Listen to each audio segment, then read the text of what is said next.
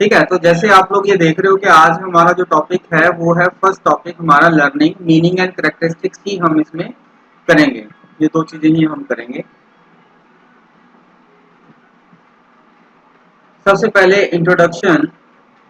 The word learning means not only study and classroom activities but also related to daily life activities. इसका मतलब ये है कि learning जो है वो सिर्फ पढ़ाई या क्लासरूम एक्टिविटीज के साथ रिलेटेड नहीं है, ये हमारे डेली रूटीन एक्टिविटीज के साथ भी रिलेटेड है। हाँ, learning is a natural and common experience in life. हम हर समय कुछ ना कुछ जो हमारा एक्सपीरियंस होता है, हम उसको हर समय कुछ ना कुछ हम सीखते रहते हैं। Everyone loves to learn but humans alone learn to rationalise. जो हम लर्न करते हैं हम उसको रैशनली अप्लाई भी करते हैं अपनी लाइफ में। Learning is the key process in the behaviour of human beings and growth and development of the individual. जब बच्चा लर्न करता है तो लर्निंग की वजह से बच्चे की ग्रोथ एंड डेवलपमेंट भी होती है। ये हमने लास्ट सेमेस्टर में हमने पढ़ा है।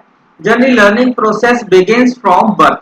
जो हमारी लर्निंग है वो जन्म से ही हमारी शुरू हो जाती है of a child and continues till death. और जब तक बच्चा व्यक्ति जो है वो मरता नहीं है तब तक वो जो है लर्निंग चलती रहती है। मैंने पहले भी बताया था कि जन्म लेना भी एक लर्निंग है और मरना भी एक एक्सपीरियंस है।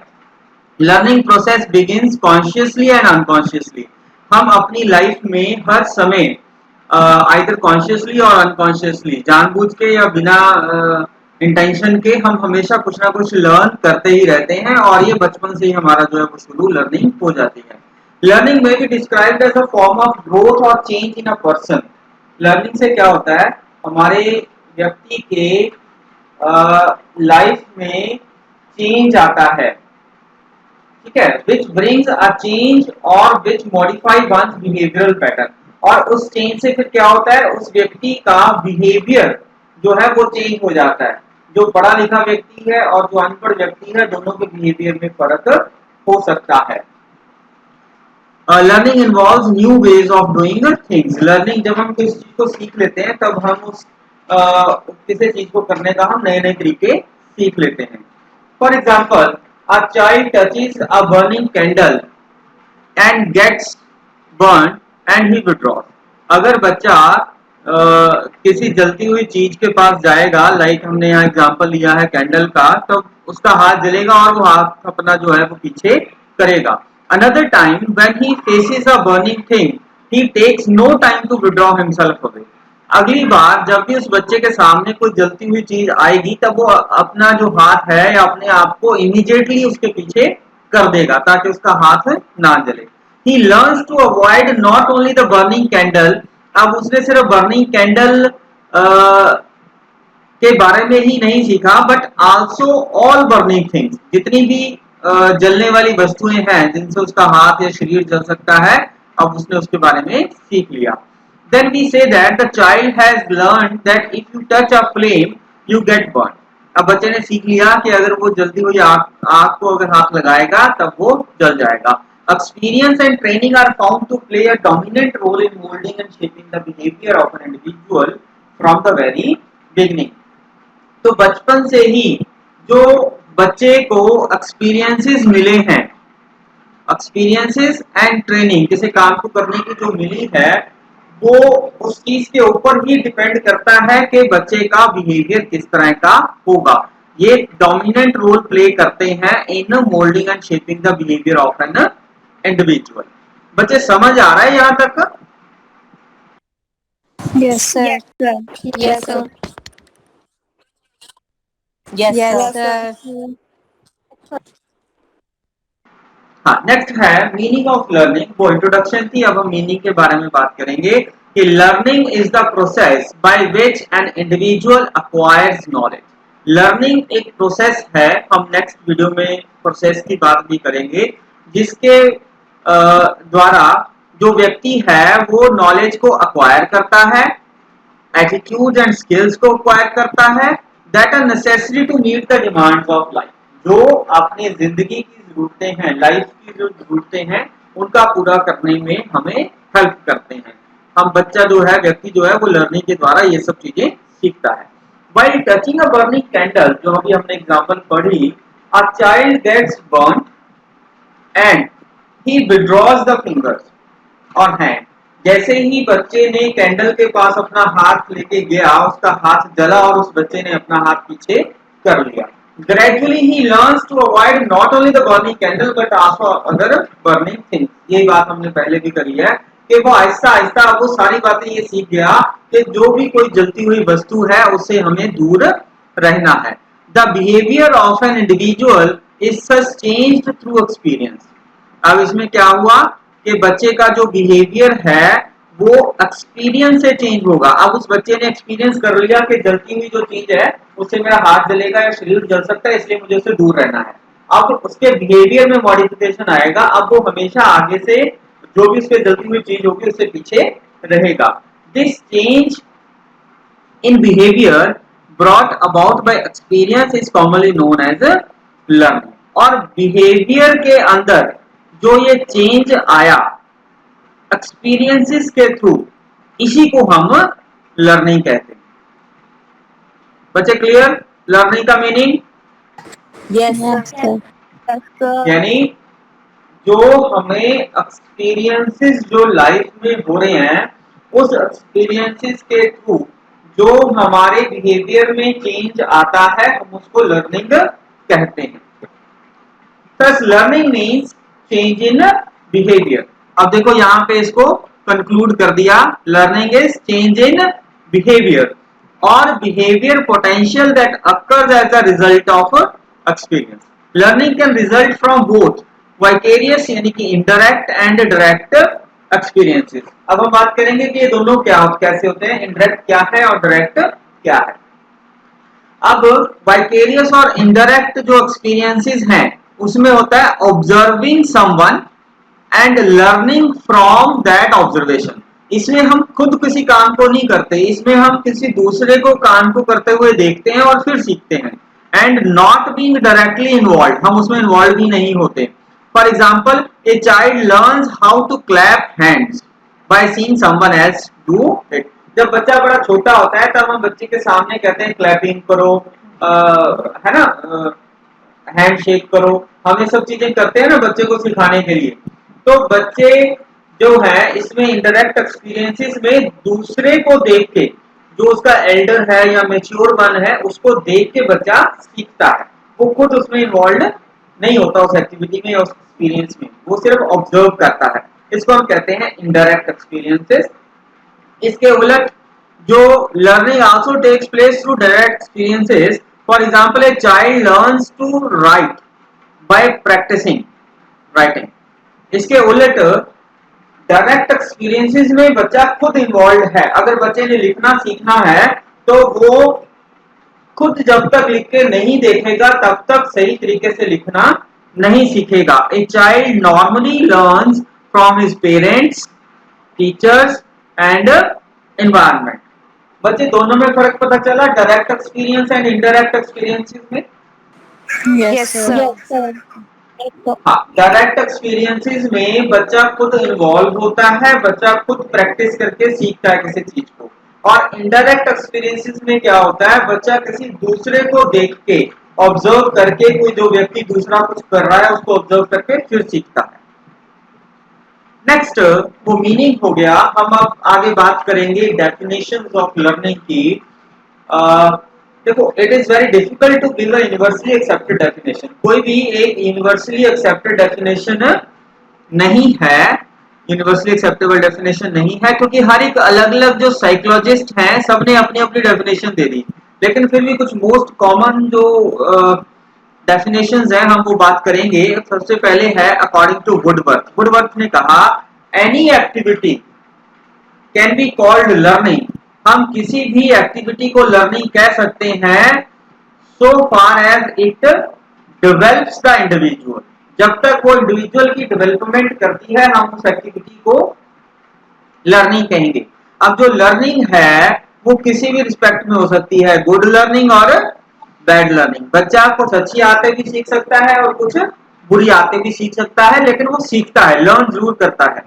And makes him alter behaviour, और जो उसने सीखा, चाहे अच्छी चीज सीखे चाहे बुरी चीज सीखी है, उससे उसका जो बिहेवियर है वो ऑल्टर होता है। हमने पहले भी कहा, सीखा है मीनिंग में चेंज इन बिहेवियर होता है। And experience is different from what they would otherwise have been, और उस एक्टिविटी से, उस लर्निंग से उसके जो बिहेवियर है वो डिफरेंट हो जाता है जैसा कि वो नॉर्मली किसी और तरीके से बिहेव करता।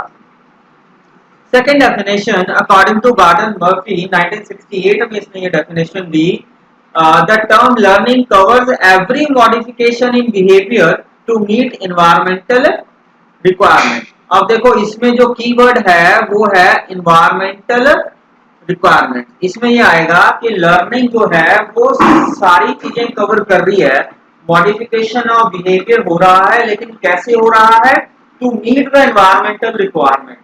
जो बच्चा इन्वायरमेंट में अपनी जरूरतों को समझता है, बच्चा उनके अकॉर्डिंगली अपने बिहेवियर को चेंज करता है, दैट इज लर्निंग। हम सारे भी अपने अपनी सिचुएशंस के अकॉर्डिंगली, एनवायरमेंट के अकॉर्डिंगली अपने बिहेवियर को चेंज करते हैं, ठीक है। मॉडिफिकेशन ऑफ बिहेवियर आता है और वो क्या है, एक लर्निंग है। नेक्स्ट है according to Crow and Crow 1973 में इन्होंने कहा, learning is the acquisition of knowledge, habits and attitude. ये हमने पहले बात कर ली है मीनिंग में। Learning is knowledge, acquisition of knowledge, habits and attitudes. It involves new ways of doing things. जब हम किसी चीज को सीख जाते हैं तब हम उसमें कोई चीजें नए तरीके से कर सकते हैं। And it operates in an individual's attempt to overcome obstacles. और सीखने के बाद अब हम कुछ अगर रुकावटें कुछ आ रही हैं हम उनको दूर कर सकते हैं, और to readjust to the new situation, या हम अपने आप को किसी नई सिचुएशन में एडजस्ट कर सकते हैं। It represents progressive change in behaviour. इससे हमारे बिहेवियर में प्रोग्रेसिव चेंज आता है, हम कुछ नया सीखते हैं। ये प्रोग्रेसिव चेंज क्या होता है, हम आगे कैरेक्टरिस्टिक्स में इसके बारे में बात अभी करेंगे। It enables him to satisfy interest to attain goals। इसने कहा क्रो एंड क्रो ने कि जो लर्निंग है उससे जो बच्चा है वो अपने गोल्स को अचीव कर सकता है। Next definition according to Henry P Smith 1962, learning is the acquisition of new behaviour. हमने अभी तक भी यही बातें करी हैं कि लर्निंग क्या है, न्यू बिहेवियर को अक्वायर करना है या मॉडिफिकेशन ऑफ बिहेवियर है, और द स्ट्रेंथनिंग और weakening of the old behaviour. ये इसने नई बात कही, स्ट्रेंथनिंग और वीकनिंग ऑफ ओल्ड बिहेवियर। इसमें जब हम कुछ नया बिहेवियर सीखते हैं, कुछ लर्न करते हैं, तो उससे जो हमारा पुराना लर्निंग बिहेवियर है वो या तो स्ट्रेंथन होता है, पॉजिटिव इफेक्ट, या वीकन होता है यानी कि negative effect as a result of the experiences. According to Kingsley and Gary 1957, learning is the process by which behavior is originated of changes to practice or training। अब इन्होंने ये कहा कि जो बिहेवियर है, बिहेवियर ने तो चेंज होना ही होना है, हमने ये बात अभी पहले बहुत बड़ी कर ली और हर डेफिनेशन ने यही बात कही है। लेकिन वो कैसे आ रहा है change, change through practice and training से वो चेंज आ रहा है। जब तक व्यक्ति बार बार उस चीज को काम को करके नहीं देखेगा तब तक उसके बिहेवियर में चेंज नहीं आएगा। एक बार या दो बार करने से हमारे बिहेवियर में चेंज नहीं आएगा या हमारी जो हैबिट है न्यू वो नहीं बनती। ठीक है बच्चे, समझ आई डेफिनेशन सारी? Yes sir. Yes, sir. कोई डाउट है किसी बच्चे को तो पूछ लो।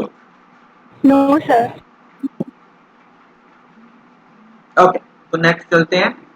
अब इसको समराइज किया है। In short we can say that learning is a fundamental process. Learning बहुत ही एक बेसिक प्रोसेस है of life affecting all forms of behaviour. इससे सारे ही हमारा जो बिहेवियर है वो अफेक्ट होता है, नॉलेज, एटीट्यूड एक्सेट्रा। इसमें सबसे पहले हम क्या करते हैं, एक्विजिशन ऑफ न्यू एक्सपीरियंस। किसी न्यू एक्सपीरियंसेस को हम अक्वायर करते हैं, उस एक्सपीरियंस या नॉलेज को अक्वायर करने के बाद हम उसको रिटेन करते हैं अपने दिमाग में। उसके बाद जितने भी एक्सपीरियंसेस हमने अक्वायर करे या जितनी भी नॉलेज अक्वायर करी है उसको हम ऑर्गेनाइज करते हैं, सिंथेसाइज करते हैं, इंटीग्रेशन करते हैं of old and new experiences. पुराने एक्सपीरियंसेस को नए एक्सपीरियंसेस के साथ हम ऑर्गेनाइजेशन, सिंथेसिस एंड इंटीग्रेशन हम उसका करते हैं। मॉडिफिकेशन ऑफ एक्सपीरियंसेस, जब हम ऑर्गेनाइज कर रहे हैं, सिंथेसिस कर रहे हैं, इंटीग्रेशन कर रहे हैं, तो उससे हमारा जो है वो मॉडिफिकेशन हमारे एक्सपीरियंसेस में होती है और इस तरह से जो हमारे एक्सपीरियंसेस हैं वो डेवलप होते हैं। ये हमने समराइज कर दिया जितनी भी हमारी जो डेफिनेशन थी में हमारा जो लर्निंग है वो कैसे होती है। अब हम बात करेंगे कैरेक्टरिस्टिक्स ऑफ लर्निंग की। मैंने कहा था कि प्रोग्रेसिव चेंज के बारे में हम बात करेंगे, तो सबसे पहले है progressive change in behaviour. Individual reacts to the different situations in his or her own way। जो बच्चा है, व्यक्ति, वो हर सिचुएशन को अपने ही हिसाब से डील करता है और अपने हिसाब से कोई एक्सपीरियंस गेन करता है उस सिचुएशन से। These experiences improve behavior as the individual learn something new। इससे क्या होता है, बच्चे के बिहेवियर इंप्रूव होता है और अच्छा होता है। ठीक है, इसको कहते हैं हम प्रोग्रेसिव चेंज। जब हमारा जो बिहेवियर है वो अच्छा होता है और जो इंडिविजुअल है वो कुछ ना कुछ नया उसमें से सीखता है। This new learning strengthen the old behaviour. और ये जो नई लर्निंग हमने करी है, इससे हमारा जो पुराना बिहेवियर है, ओल्ड बिहेवियर, वो स्ट्रेंथन होता है। Learning in any form is related to change in learner's behavior। These changes in the learner's behavior should always be desirable। ये बड़ा इंपॉर्टेंट पॉइंट है भाई, ये डिजायरेबल वाला, कि जो लर्निंग हमने करनी है या एक्सपीरियंस जो हमने सीखना है वो हमेशा डिजायरेबल बिहेवियर होना चाहिए, यानी कि अच्छा, सही, गुड बिहेवियर हमने सीखना है। Undesirable changes are harmful. Undesirable behaviour जो है, चेंजेस जो हैं वो हमारे लिए हार्मफुल हैं, यानी कि कुछ गलत बातें या एंटी सोशल एक्टिविटीज में इन्वॉल्व होना वो हार्मफुल है हमारे वेलफेयर के लिए। ठीक है, everyday new problems are faced, new situations are created and the individual has to face all these that bring essential changes in the behavior। अब हर रोज व्यक्ति के जीवन में कुछ ना कुछ नई प्रॉब्लम्स आती हैं। हमेशा व्यक्ति जो है, बच्चा जो है, कुछ ना कुछ नया प्रॉब्लम फेस करता है, न्यू सिचुएशन में जाता है और इंडिविजुअल जो है उसको सारी चीजों को उसको फेस करना है। अब वो जब ये सारी चीजों को फेस करता है, उसमें डील करता है अलग अलग सिचुएशंस में, उससे उसका जो बिहेवियर है वो चेंज होता है। ये प्रोग्रेसिव चेंज इन बिहेवियर है। नेक्स्ट है learning is adjustment.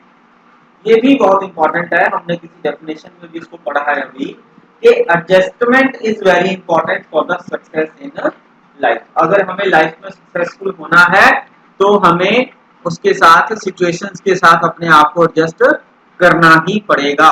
And individual has to adjust to the changing environment. जैसे उसका जो एनवायरनमेंट है वो चेंज होता है, उसको उसके साथ अपने आप को एडजस्ट करना ही पड़ता है। Learning helps the individual to seek adjustment with his or her self and environment. इसमें दो तरह की जो एडजस्टमेंट है वो हो रही है, कि जो पहली है वो है हिज और हर सेल्फ, अपने आप के साथ एडजस्टमेंट करनी है, और दूसरी उसने अपने एनवायरनमेंट के साथ एडजस्टमेंट करनी है।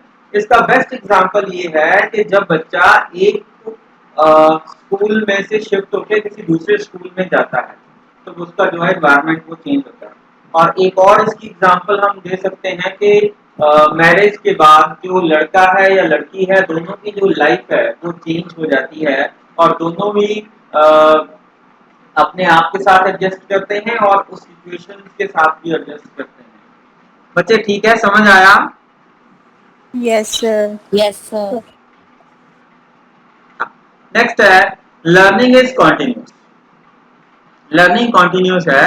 लर्निंग स्टार्ट्स, ये हमने पहले भी बात करी है, right from the conception of the child. बच्चे के बर्थ से भी पहले जो 9 मंथ्स होते हैं उसमें जो बच्चा है उसमें भी लर्न करता है।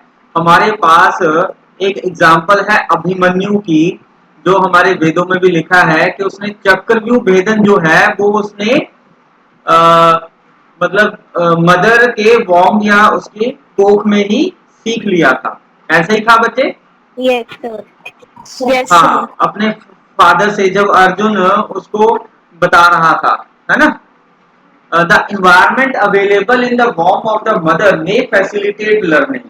जैसा एनवायरनमेंट बच्चे को अपनी माँ की कोख में मिलेगा उस तरह की बच्चे की लर्निंग होगी। Individual always learns by interacting with physical, social and cultural environment. ये उसके बाद हम बात करेंगे। पहले हम बात करते हैं कि जिस तरह का एनवायरनमेंट बच्चे को अपनी माँ की कोख में मिलेगा। देखो, जब कोई लेडी प्रेग्नेंट होती है तब हम उसको यही कहते हैं कि अच्छी अच्छी बातें सुननी है, अच्छी अच्छी फोटोग्राफ बच्चे की देखनी है, ताकि उसका असर जो है आने वाले बच्चे पे पड़ेगा, है ना। तो इससे ये प्रूफ होता है कि जो लर्निंग है वो माँ की कोख में ही शुरू बच्चे की हो जाती है। Individual learns by interacting with physical, social and cultural environment. हमारे आसपास जितनी भी तरह का एनवायरनमेंट है, चाहे वो फिजिकल है, सोशल है, कल्चरल है, हम उन सबसे जब इंटरेक्ट करते हैं हमारी लर्निंग तभी होती है। लर्निंग आइसोलेशन में कभी भी नहीं होती। Learning does not stop till the death of individual. ये हमने पहले भी बात करी कि जो लर्निंग है वो जन्म से लेके, इनफैक्ट उससे भी पहले से लेके डेथ तक चलती है। We always inspire to learn more and more. ये हमारी आदत है कि हम हमेशा ही ज्यादा से ज्यादा लर्न करना सीखते हैं, चाहते हैं। जब हम एक चीज सीख लेते हैं तो हमारी इच्छा होती है कि हम कुछ नया और सीखें। One achievement leads to further incentive. जब हम एक चीज अचीव कर लेते हैं तो हमारा मन करता है हम कुछ और सीखें, और हम उसको सीखने के लिए फिर हम एफर्ट्स करते हैं। So we can say that learning goes from home to top. ठीक है बच्चे। नेक्स्ट है लर्निंग इज यूनिवर्सल। इसका मतलब यह है कि all the living creatures on the earth have the abilities for learning. कि जितने भी हमारे पास ये क्रिएचर है सारे ही लर्न करते हैं, चाहे वो, और हर जगह लर्न करते हैं, चाहे वो इंडिया है, चाइना है, जापान है, अमेरिका है, हर जगह जो लिविंग क्रिएचर है वो कुछ ना कुछ हमेशा लर्न करता है। आज के टाइम में देखो, ये जो वायरस है अपना कोविड वायरस है, इसके भी तो अलग अलग वेरिएंट आ रहे हैं ना। ये भी तो अपने आप को सिचुएशन और अकॉर्डिंगली उसके चेंज कर रहा है ना बच्चे। देखो ऐसा ही है। Yes, sir. एक ही बच्चा रह गया क्या, बाकी सब लेफ्ट कर गए? Yes, sir. No, sir. Yes, Yes, sir. sir. Yes, sir. Yes, sir. हाँ हाँ ठीक है। तो लर्निंग इज यूनिवर्सल। ये हर जगह लर्निंग, हर सिचुएशन में लर्निंग जो है वो कुछ ना कुछ होती है, चाहे पॉजिटिव लर्निंग हो चाहे नेगेटिव लर्निंग हो, लेकिन बच्चा हमेशा ही लर्न करता है। Learning brings relatively permanent change in behaviour.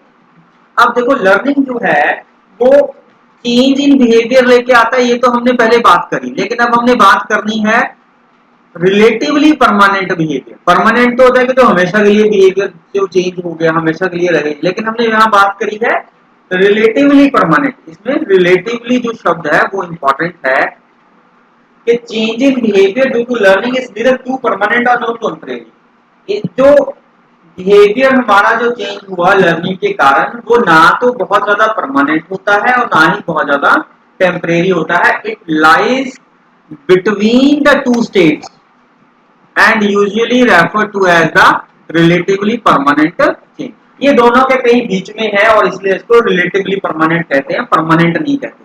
ठीक है। The needed or desired change in the behavior can be brought in child, like getting rid of bad habits or unlearning the bad methods of doing things। इसमें क्या है कि बच्चे के behaviour को, अगर उसने कुछ गलत बातें सीखी हैं, बैड हैबिट्स हैं, या किसी काम को करने का गलत तरीका है, उसको हमने अनलर्न करवाना है। ठीक है। तो हम उसमें वो अनडिजायरेबल जो चेंजेस हैं हम उसमें ले आ सकते हैं। नेक्स्ट है learning is purposive and goal oriented. Learning must be purposive and goal oriented. It is clear understanding of the purpose which makes the learning more meaningful। देखो clear understanding of the purpose, हमारा purpose क्या है किसी काम को करने का या किसी काम को सीखने का, उससे हमारी जो लर्निंग है वो ज्यादा मीनिंगफुल और इफेक्टिव होती है। It is goal which determines how an individual act in the situation. ये गोल भी है जो हमें किसी सिचुएशन में किसी पर्टिकुलर तरीके से एक्ट करने के लिए मोटिवेट करता है।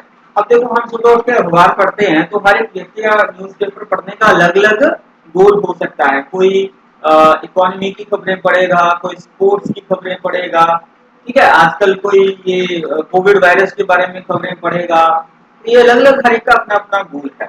तो इसी तरह से all system of learning revolves around a goal and if there is no goal और purpose then there would hardly be any learning. अगर कोई गोल ही नहीं है, कोई पर्पस ही नहीं है, हमने कोई भी न्यूज ऐसी मोटी मोटी हेडिंग्स पढ़ ली तो उसे लर्निंग प्रॉपरली नहीं होगी। If we set high and clear goals then learning will be more as compare to the other situation. अगर हमारे जो गोल हैं वो क्लियर हैं और हाई गोल्स हम सेट करते हैं तो हमारी जो है वो लर्निंग ज्यादा होगी as compare to the other situation, है ना।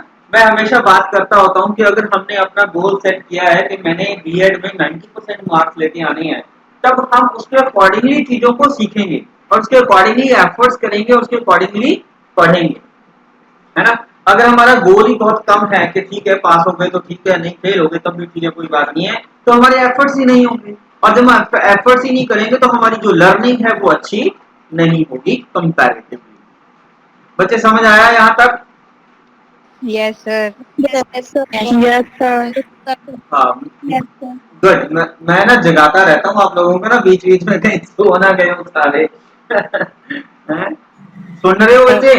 Yes, Yes, sir. sir. Yes, sir. हाँ, एक्टिव एक्टिव रहना, एक्टिव सबने, हाँ एक्टिव रहना है ना। हाँ, ये देखो नेक्स्ट हमारा जो पॉइंट है वो यही है, लर्निंग इज एक्टिव।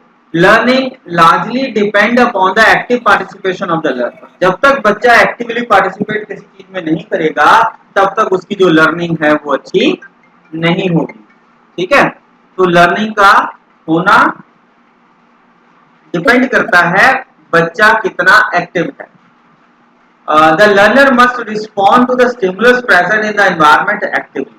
जो भी स्टिमुलस बच्चे को environment में मिलता है उसको उसमें पॉजिटिवली रिस्पॉन्ड करना है, ठीक है। More the learner actively participate in the process of learning more will be the learning outcome. जितना ज्यादा बच्चा एक्टिवली पार्टिसिपेट करेगा लर्निंग के प्रोसेस में उतनी ही ज्यादा अच्छी लर्निंग आउटकम्स होंगी, ठीक है। जो भी आपको स्टिमुली और अपॉर्चुनिटीज मिलती हैं आपको उनमें पार्टिसिपेट करना चाहिए। जैसे हमारा कॉलेज भी है वो बहुत सारी अपॉर्चुनिटीज आपको प्रोवाइड कराता है, तो आपने उनमें पार्टिसिपेट करना है। उसमें पार्टिसिपेट करने से आपको बहुत सारी चीजें सीखने को मिलेंगी, ठीक है।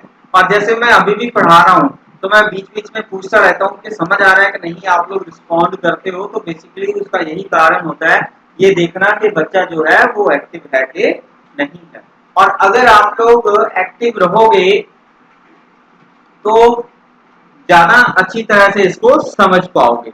एक्टिव रहना है इस कंटेंट के अंदर, ऐसा नहीं है कि आपने क्लास ऑन करके आप कहीं और एक्टिव हो गए तो ये लर्न नहीं कर पाओगे आप।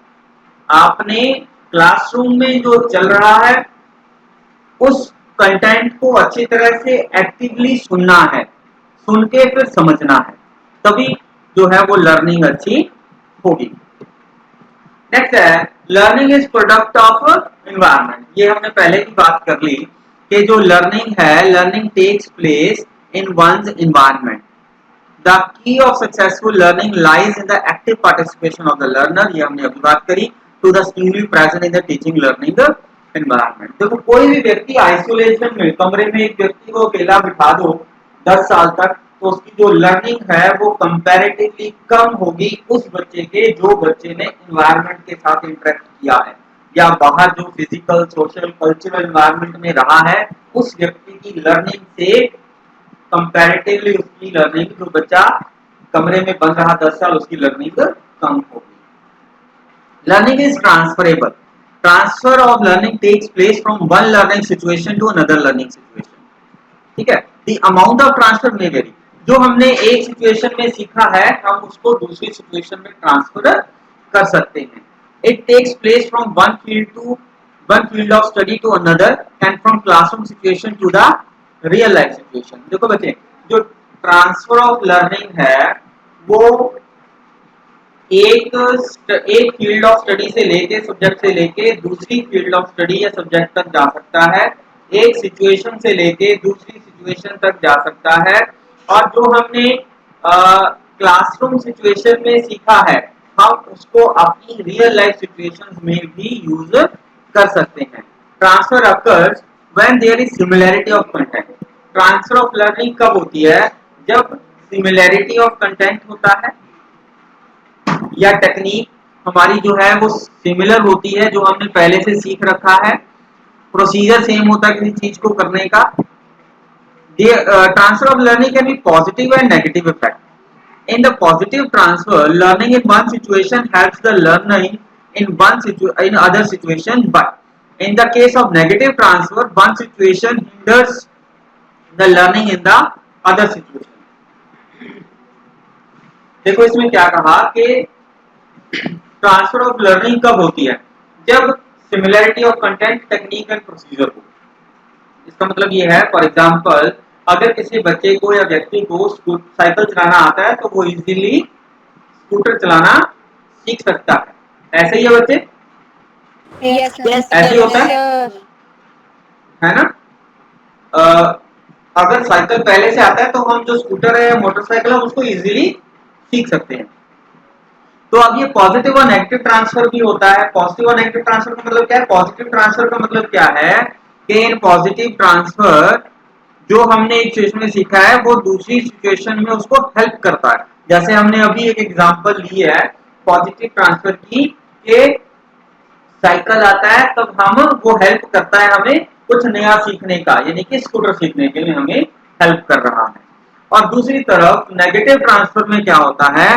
जो हमने किसी एक सिचुएशन में सीखा वो रुकावट बनता है दूसरी सिचुएशन में कुछ सीखने की। ठीक है, इसका एक एग्जांपल हम ले लेते हैं कि अगर फॉर एग्जांपल इंग्लिश में हमें जो होता है वो एस और ई एस लगा के हमारा वो प्लूरल बन जाता है ना, ऐसे ही है बच्चे? Yes, sir. Yes, sir. Yes, sir. S और ई एस लगा दो वो बहुवचन बन जाता है या प्लूरल जो है वो बन जाता है।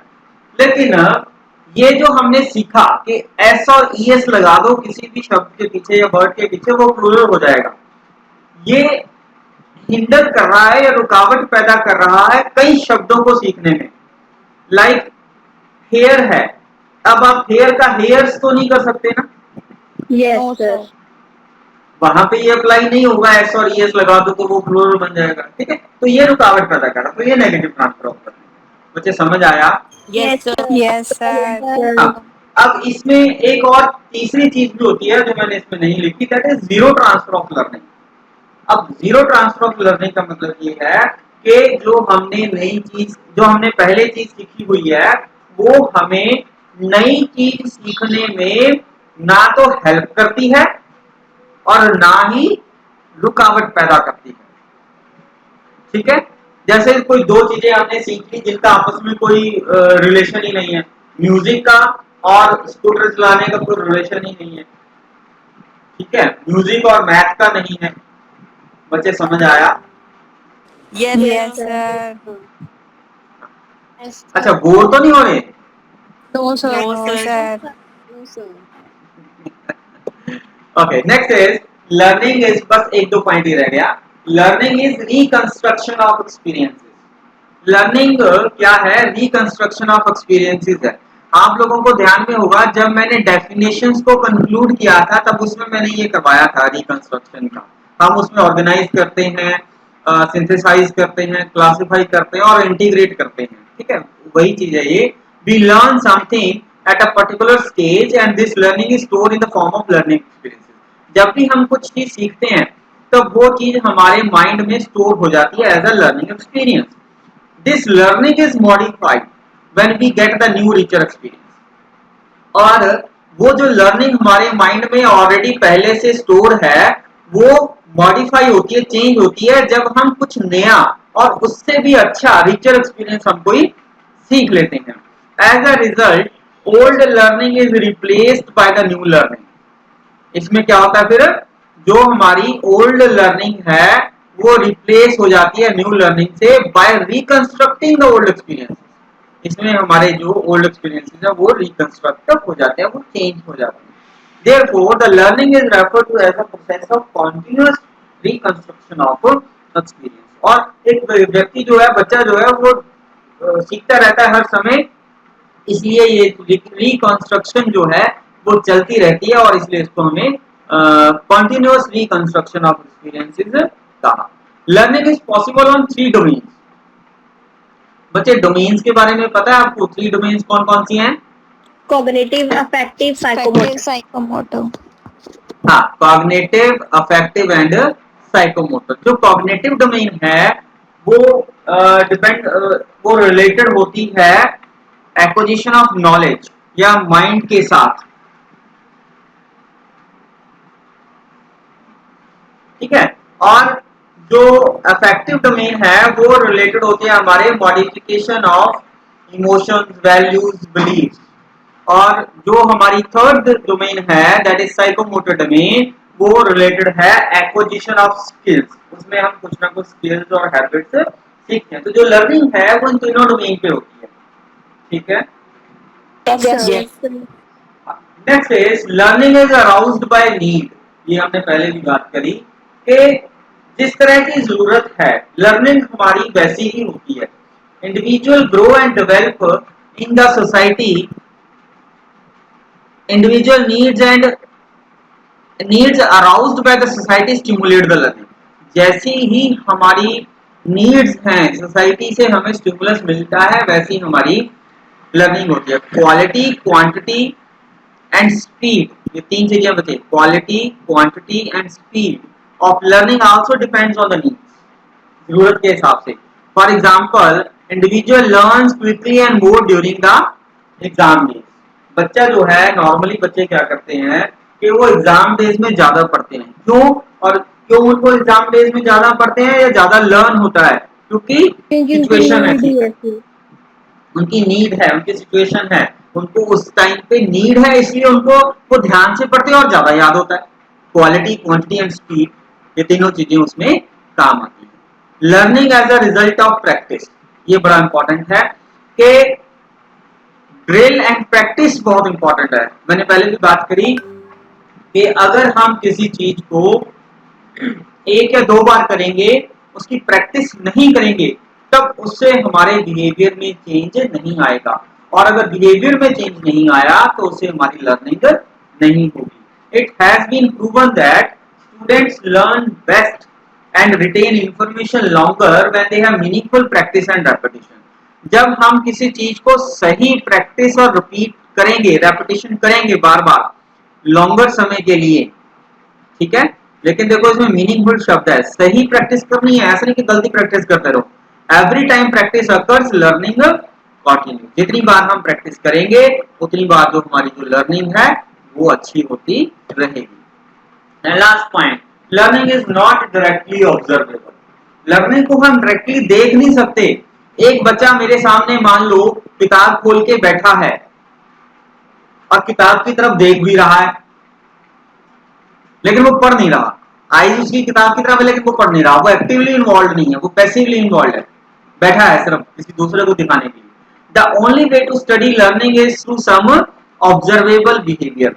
हम इसको ऑब्जर्व कर सकते हैं। एक्चुअली ऑब्जर्व क्या करना है, we see only but precedes performance, the performance itself and the consequences of the performance. बच्चे ने कैसा परफॉर्म किया किसी चीज पे, या उससे पहले या उसके बाद के जो कॉन्सिक्वेंसेस हैं, हम उनको ऑब्जर्व कर सकते हैं, ठीक है। मान लो बच्चे के आज जो नंबर है वो 40% नंबर आ रहे हैं। बच्चे ने 1 महीने पढ़ाई करी, लर्न करा, और लर्न करने के बाद 1 महीने बाद उसके जो मार्क्स है वो 80% आ गए, ठीक है। तो हम ये देख सकते हैं कि उसकी लर्निंग के बाद प्रोसीड्स एंड कॉन्सिक्वेंसेस क्या है, पहले कैसे था, ड्यूरिंग द लर्निंग कैसे था, और आफ्टर द लर्निंग वो कैसा है, उसकी परफॉर्मेंस कैसी है, हम इसको ऑब्जर्व कर सकते हैं। बच्चे समझ आया सबको? Yes, sir. Yes, sir. Yes, sir. हाँ, अगर समझ आ गया तो थैंक यू, धन्यवाद।